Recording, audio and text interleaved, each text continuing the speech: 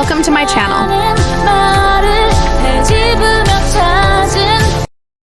Drama Korea When Life Gives You Tangerines episode 1. Check this out. Drama Korea When Life Gives You Tangerines dibuka dengan latar tahun 1950-an di Pulau Jeju, sebuah daerah yang dikenal dengan keindahan alamnya, pantai biru, dan kebun jeruk yang subur. Namun, di balik keindahan itu, kehidupan penduduk setempat penuh dengan kesulitan, terutama bagi para wanita penyelam atau haenyo yang mempertaruhkan nyawa mereka di laut demi mencari nafkah. Kisah dimulai dengan seorang gadis kecil bernama Aisun, diperankan oleh Iu, yang tumbuh dalam keluarga sederhana. Ayahnya meninggal ketika ia masih sangat muda, membuat ibunya, seorang haenyo yang bekerja keras, menjadi satu-satunya tulang punggung keluarga. Namun, karena tekanan hidup yang berat, ibunya terpaksa menitipkan Aisun kepada keluarga ayahnya. Aisun tidak pernah merasa nyaman di rumah keluarga ayahnya. Ia sering dimarahi oleh bibinya dan dipaksa untuk melakukan pekerjaan rumah. Satu-satunya hal yang membuatnya merasa bebas adalah menulis. Ia sangat menyukai puisi dan memiliki impian untuk menjadi seorang penyair, meskipun orang-orang di sekitarnya menganggapnya hanya sebagai angan-angan yang tidak berguna. Meskipun tidak bisa bersekolah secara formal karena keterbatasan ekonomi, Aisun tetap belajar sendiri. Ia menulis puisi tentang laut, jeruk, dan harapannya akan masa depan yang lebih baik. Salah satu puisinya berhasil memenangkan juara kedua dalam sebuah lomba kecil di desa.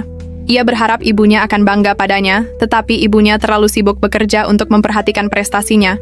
Di sisi lain, ada Gwansik, diperankan oleh Park Bo-gum, seorang pemuda sederhana yang tumbuh di desa yang sama. Ia dikenal sebagai pekerja keras dan pendiam, tetapi memiliki hati yang lembut. Sejak kecil, ia diam-diam menyukai Aisun. Ketika Aisun berusaha melarikan diri dari rumah keluarga ayahnya untuk menemui ibunya di tepi laut, ia bertemu dengan Gwansik.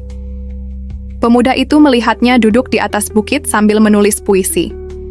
Mereka tidak banyak berbicara, tetapi Gwansik selalu menunjukkan kepeduliannya dengan tindakan kecil, seperti membawakan jeruk untuk Aisun atau membantunya ketika ia kesulitan. Saat Aisun akhirnya kembali ke rumah ibunya, ia merasa lebih bahagia meskipun kehidupan mereka tidak mudah. Ibunya bekerja tanpa kenal lelah di laut, menyelam untuk mencari hasil laut yang kemudian dijual di pasar. Aisun mulai memahami betapa beratnya pekerjaan ibunya, tetapi ia juga merasa frustrasi karena ibunya tampaknya tidak ingin dia memiliki impian yang lebih besar selain menjadi seorang haenyo seperti dirinya.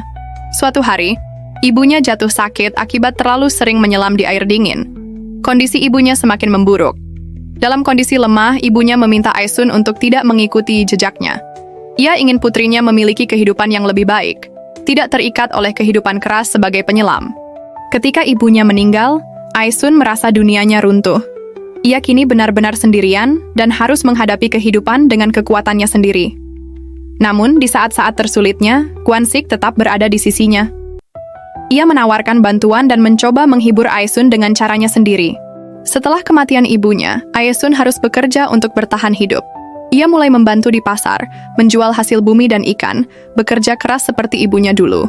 Gwansik juga bekerja di tempat yang sama, dan mereka semakin sering berinteraksi. Namun, hubungan mereka tidak mudah. Nenek Gwansik menentang kedekatan mereka karena menganggap Aisun sebagai beban. Selain itu, Aisun sendiri merasa bahwa ia tidak ingin bergantung pada siapapun. Ia ingin menemukan jalannya sendiri, mengejar impian yang selama ini ia pendam. Episode pertama berakhir dengan pemandangan indah Pulau Jeju saat matahari terbenam, saat Aisun dan Gwansik berlari bersama, mencoba menemukan harapan baru di tengah kehidupan yang penuh tantangan.